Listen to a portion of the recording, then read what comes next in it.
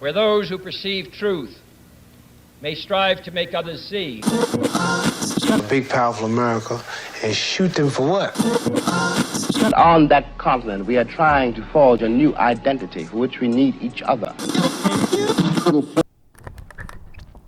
I want you to imagine that you're an inspector and you're responsible for testing and evaluating the capability of nuclear plants. Now, you find that there's a pretty serious issue, and you actually report this problem with your manager. This is the company that you actually work for that you're kind of evaluating, right?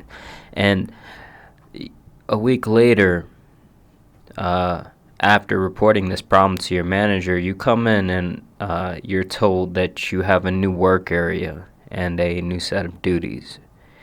And you follow your manager to your new office. And you see that it's in the basement. And not only is it in the basement, it is actually the same place that used to be the supply closet.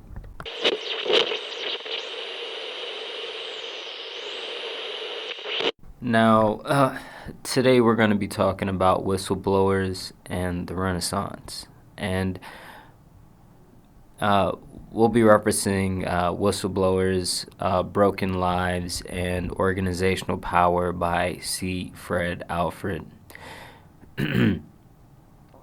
As we'll also kind of reference just kind of random tidbits about whistleblowing that kind of have been coming up in the timelines of many of us. Now, in terms of this book, right? This book by we'll call him Fred, right, or Mr. Alford. This was like, I was pretty like surprised at the level of philosophy that Fred was like really focusing on when writing this book, and it did come as a pretty pretty significant surprise, right? So like in terms of this idea of like ethics and whistleblowing,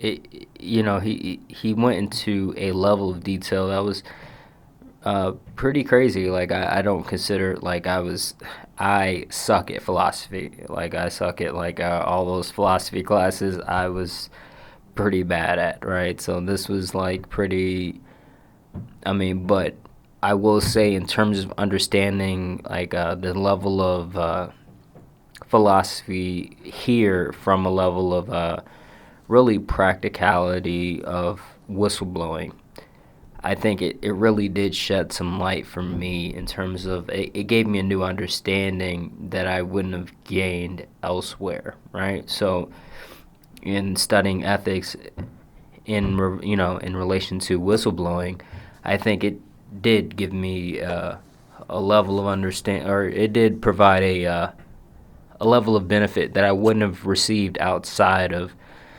studying, or I haven't received outside of studying ethics in terms of a particular topic like this, in terms of whistleblowing in general. And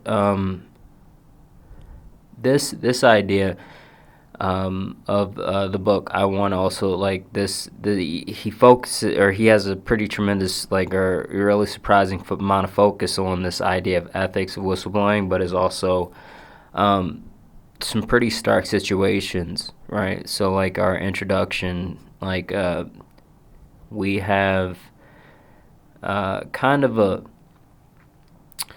It's like these guys have kind of, in terms of these guys, these companies, when it comes down to whistleblowers, they have a an unofficial system in place to really handle whistleblowing in a lot of situations, right? So like, this guy ends up particularly in a supply closet, and the idea is, this person goes from an inspector to some, to being essentially shoved away into a corner. And there's a lot of different like tactics involved in really the idea of handling whistleblowers, right? So we got this is you got basically a management that wants to make your life a living hell in terms of, and this is, I mean, most of us, like, when it comes down to the work week, we're talking about 40 hours a week. And if the company sees fit, this idea of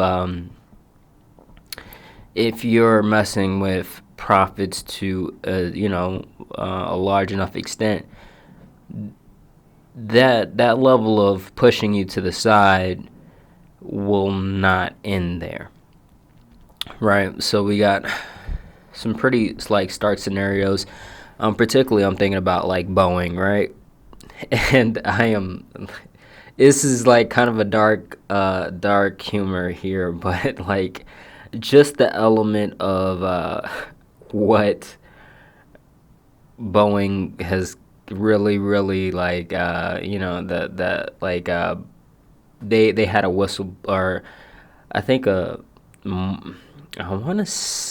had a whistleblower like essentially die, and there were more to take his place afterwards. And there's a particular meme of like, I want to say it's like LeBron or Michael Jordan, like literally like at a shooting line, and it's like it's so messed up. But it's like that's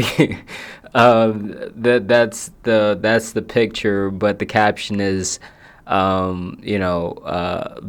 Boeing assassin after these guys stand up. and it's like, it's so messed up, but it's really like it can get like that, for a lot of people.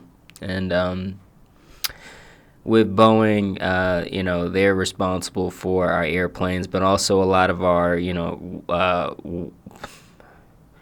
they're also responsible for some military stuff too, in terms of some military equipment. And, that's pretty stark there, because this is, this isn't officially ruled an assassination. But when it comes down to, the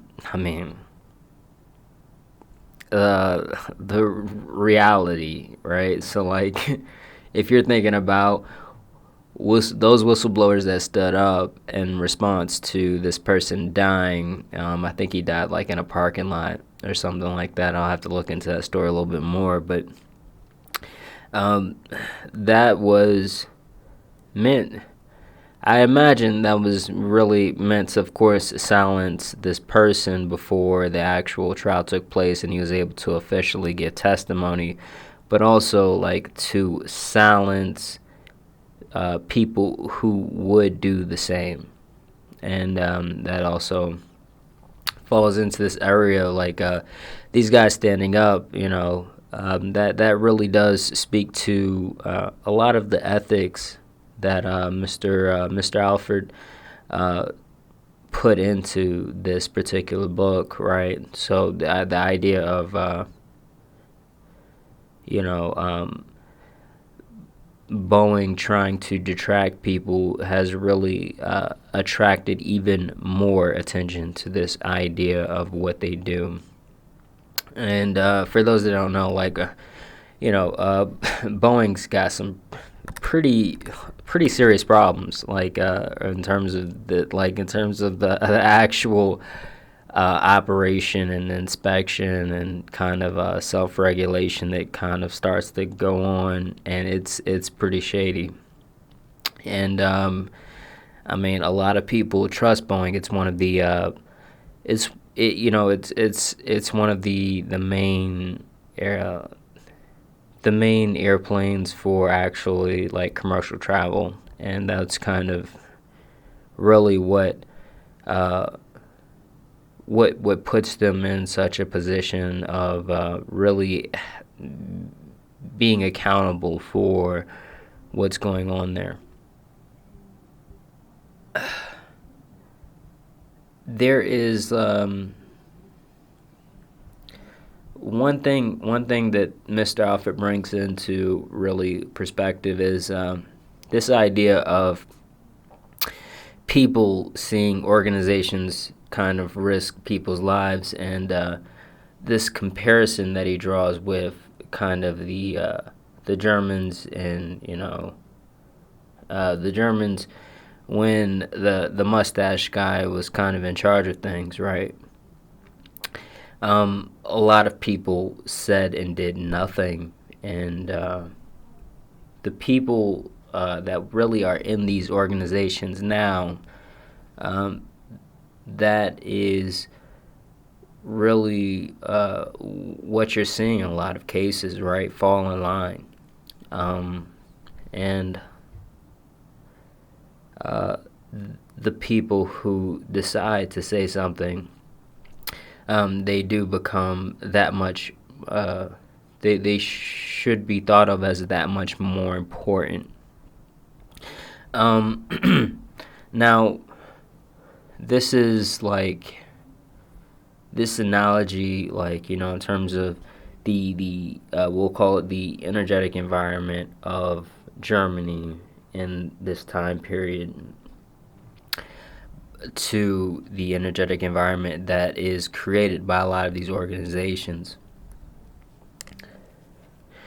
There are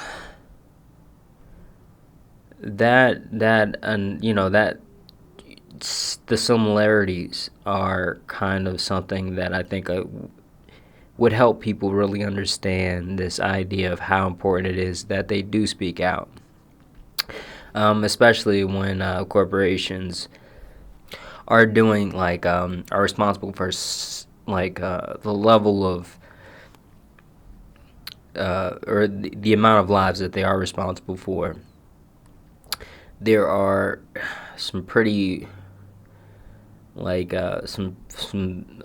these corporations are getting tremendous amounts of power, and of course, the government is. The idea of whistleblowing with in a government agency is complete. It's just like an organization, and it is an organization, but you'd expect that that idea of whistleblowing to be protected in a lot of situations, and it is not. One of the reports that we'll do in the future, if we haven't done already, is on the Pentagon Papers and this guy Daniel Ellsberg. And essentially, the Pentagon Papers was a realistic analysis of what was the status of what was taking place in the Vietnam War. And the president was just outright, or the president and the whatever administration, and across, I think it was like three presidents, right? So like Republican and Democrat, but they were all consistently lying to the public about really this war in general. And Daniel Ellsberg, it was essentially he was one of the guys who was responsible for putting together the Pentagon Papers, but also he had some he was also involved with how the some organization, he was involved with this organization that was consulting the government what to do. And he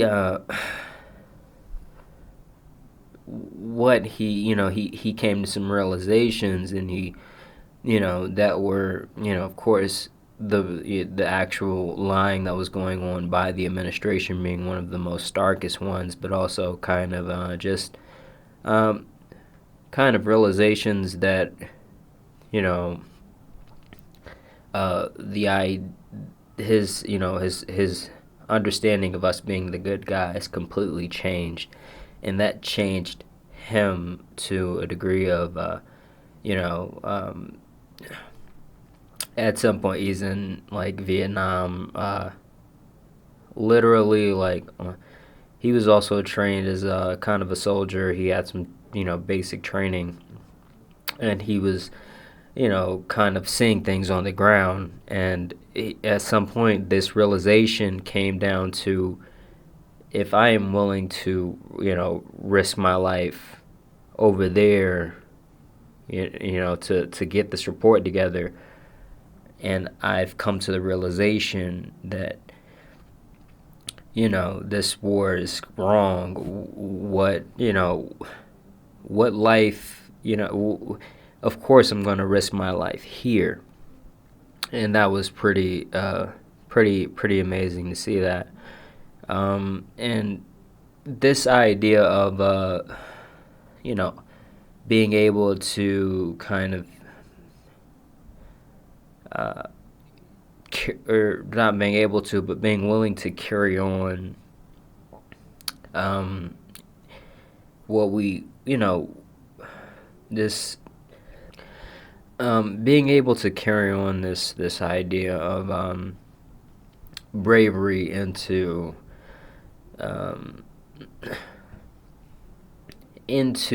our current understanding and our current administration, I think it's very powerful to see that, because that is and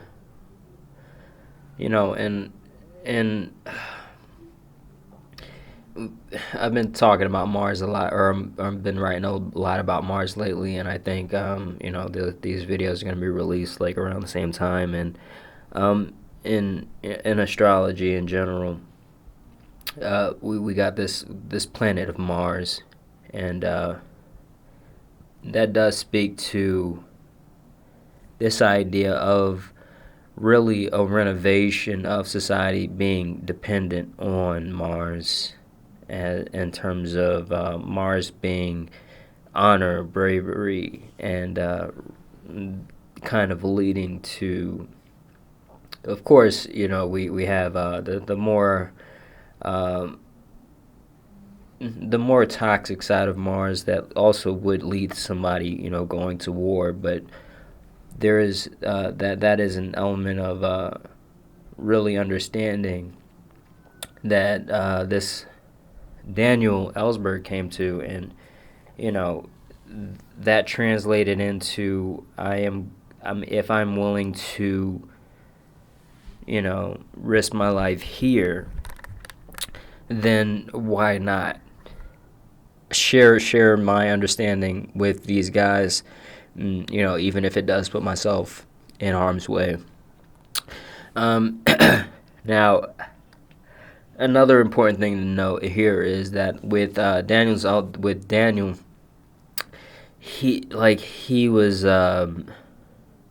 he was celebrated, and he was kind of hailed as hero, right? So we have this happy ending for Daniel in terms of the way a lot of us understand his story.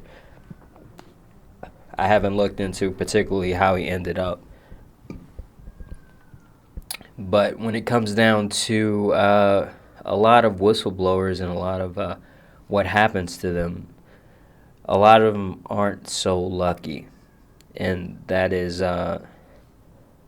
in fact, a majority of them aren't so lucky. This idea of this fantasy that we've created around this concept of being a whistleblower, this is not a reality for most people when they do things, right? So the idea of whistleblowing, we understand whistleblowing from kind of we have kind of a vague understanding of what whistleblowing is, but when it comes down to actuality, when you are reporting on wrongdoings, we understand as a society what whistleblowing is based on the level of, impact that this has on, X amount of lives or whatever. But when it does come down to whistleblowing in a society, it is, or whistleblowing in a company, it does scale down. It does scale down, and you got things about like this idea of reporting on your boss and for any wrongdoings. This is something that is really, it's more like prevalent than a lot of us understand, and we need to have that, like we need to have that understanding that it's more than what society and what the newspapers and the reports call whistleblowing, in terms of our understanding should grow past that. And like I said, a lot of these guys don't end up, on the front page news. They end up in a supply closet in the basement, and it's not. Sometimes a lot of these guys are, quite literally driven insane, and and there's this guy Alford. He goes and he hosts, or he goes to like kind of like what is it, like AA meetings for whistleblowers, and the stories that they have is pretty crazy, but a lot of them they do have regrets about whistleblowing. That's very there's an understanding that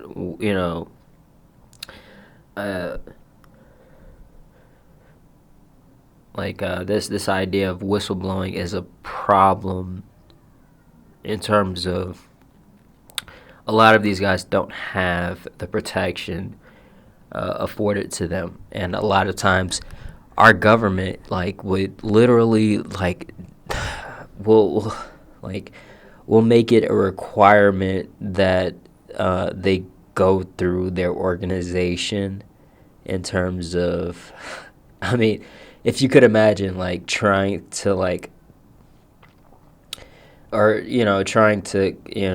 essentially tell people that there's wrong going on, but you first have to go follow the organizational structure to do it first, and that is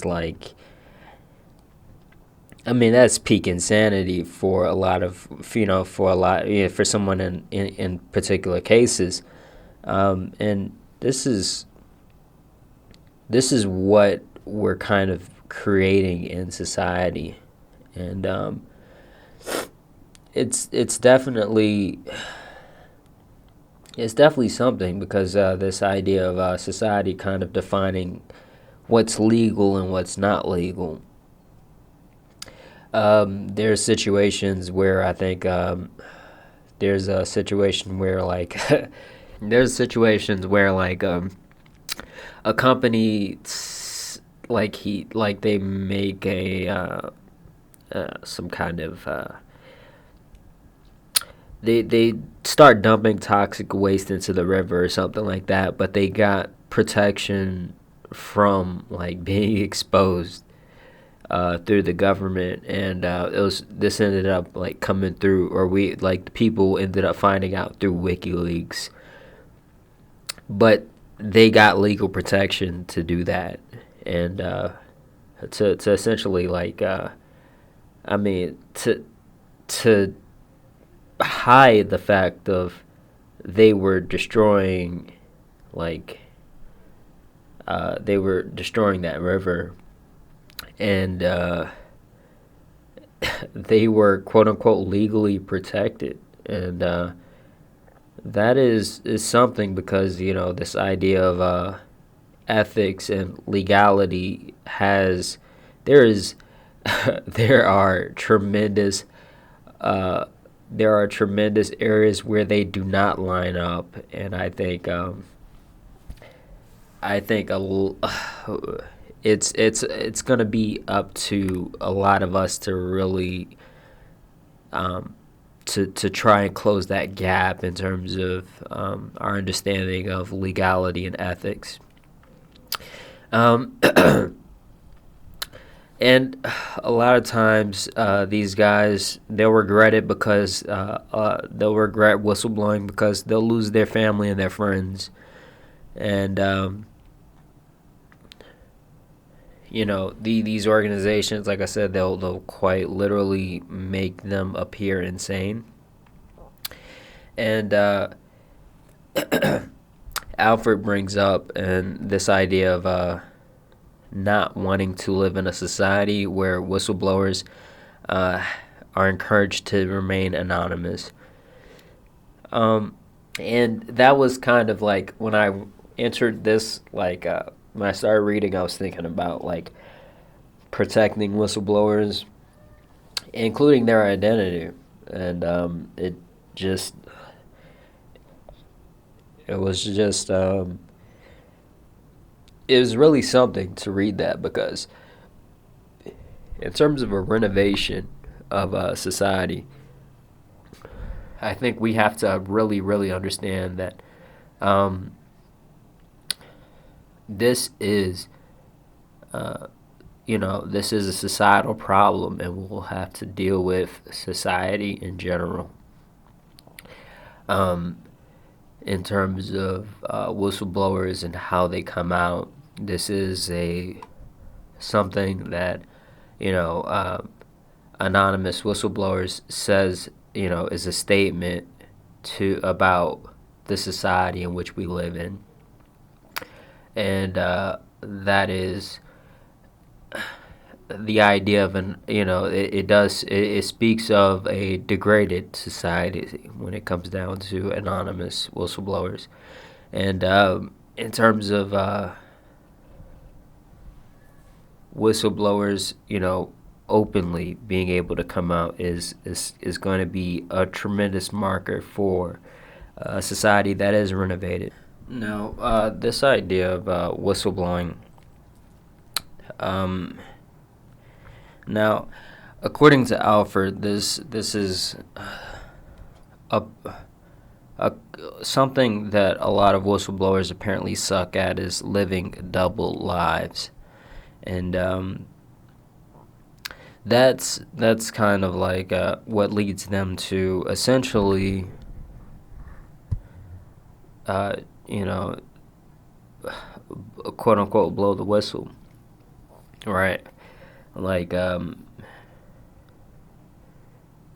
being able to say, oh, I am one person here, but another person, that I'll allow this to go on and pretend as if this doesn't exist. In terms of today, how we look at society now, I think a lot of us have we're growing increasingly good at living double lives, right? A lot of times, we'll realize that there's something most certainly wrong, but we'll be able to, get in our car and go to work, and that's in terms of like the ethics or the philosophy behind that. I think is something that we really need to study, right? So it does fall back into this element of trying to encourage anonymous whistleblowers, or realizing that there's an impulse. There's an impulse to encourage anonymous whistleblowing. And this idea of being able to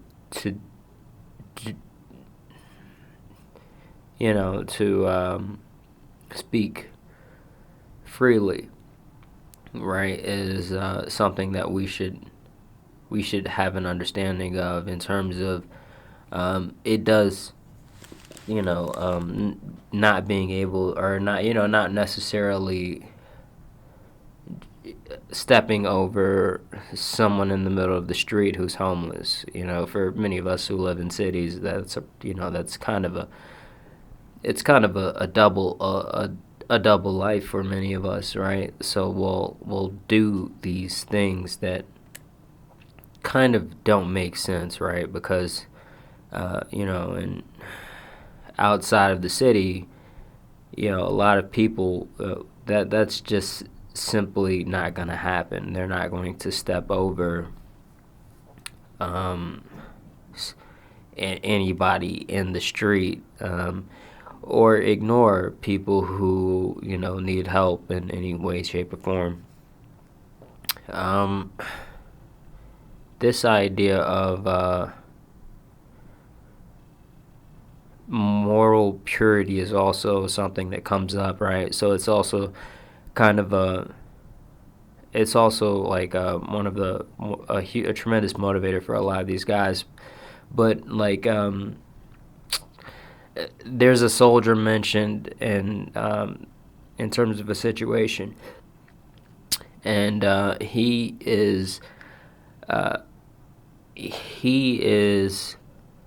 really, really vocal about how angry he was about the not the wrongdoings of his peers, but the institution.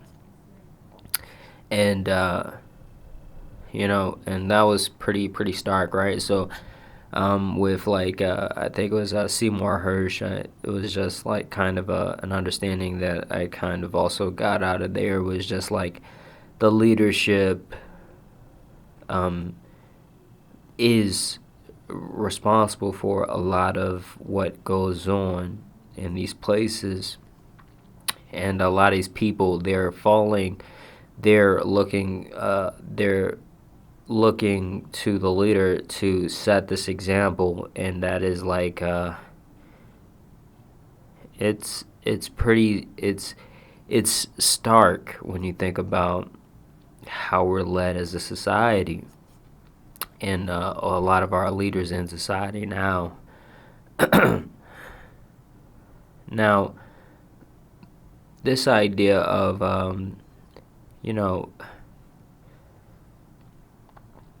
this particular soldier being angry at a society, it's something, because it also kind of speaks to a level of what Mr. Alford calls is calling narcissism, right? So the idea of kind of this narcissistic tendency to which is viewed negatively right now, but negatively in general, but it could really lead to something that is essentially good for society, right? So like how dare they make my friends do this, or or try to impose this upon us, in terms of dirty our moral sanctity. Now, the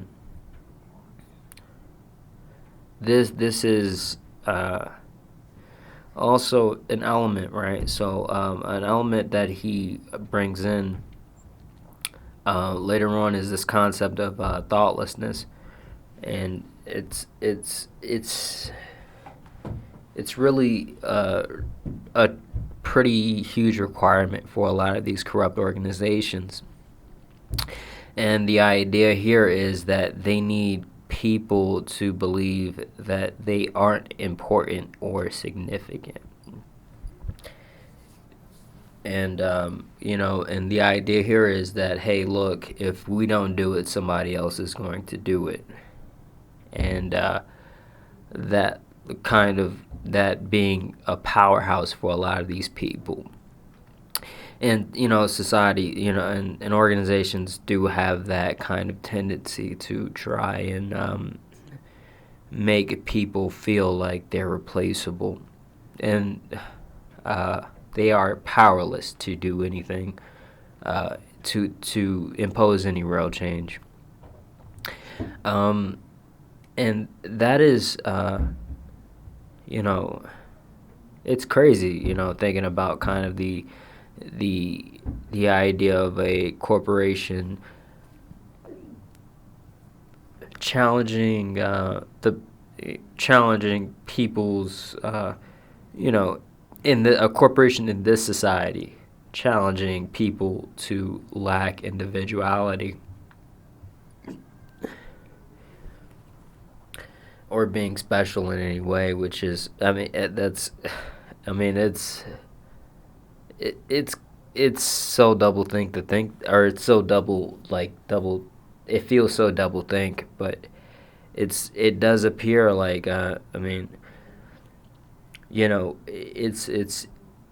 it seems like a tremendous motor for these guys. And closing this book, right? Alford talks about really this idea of a periphery to society, and the periphery being mental institutions, prisons, and the places that we kind of don't necessarily think about in terms of our everyday life, but they're central to the functioning of society. This idea of, whistleblowers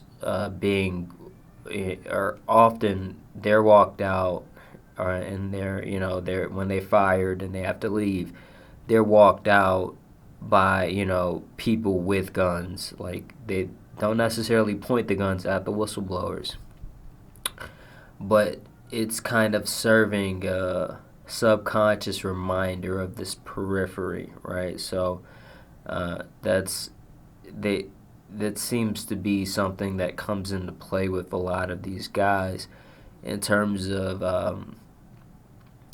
just to give you guys kind of this understanding. Pisces in astrology, Pisces represents a spectrum of things, but in this regard, it would represent like the peripheries of society. So when we talk about mental institutions, when we talk about prisons as well, but it also talks about secrets and the secrets we keep in a society. And it seems like this idea of there seems to be an impulse for an impulse for these institutions to remind people who want to tell their secrets about the peripheries of society, or to remind these people about the peripheries of society and how they'll be essentially dealt with.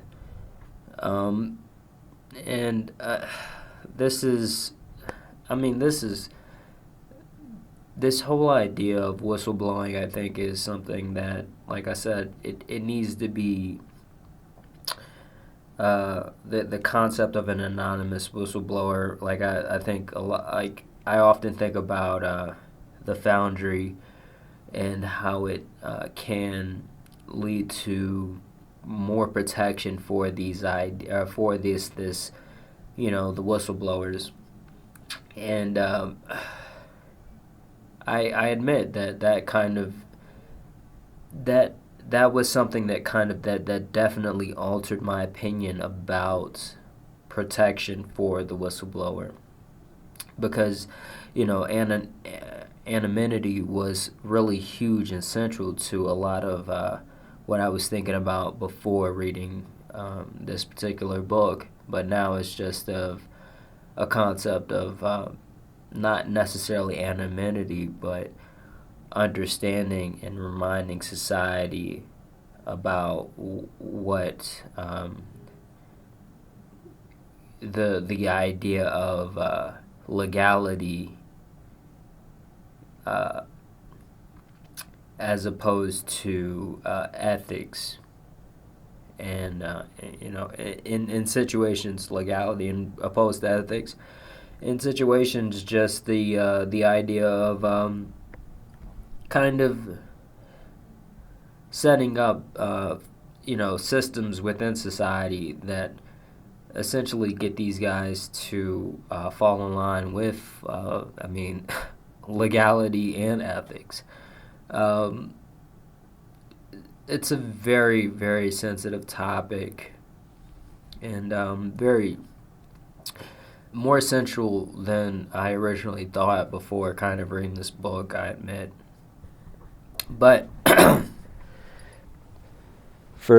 please, do the YouTube stuff. Please like and subscribe, and also do the podcast stuff. Subscribe to the channel, and I hope to see you soon. Thank you.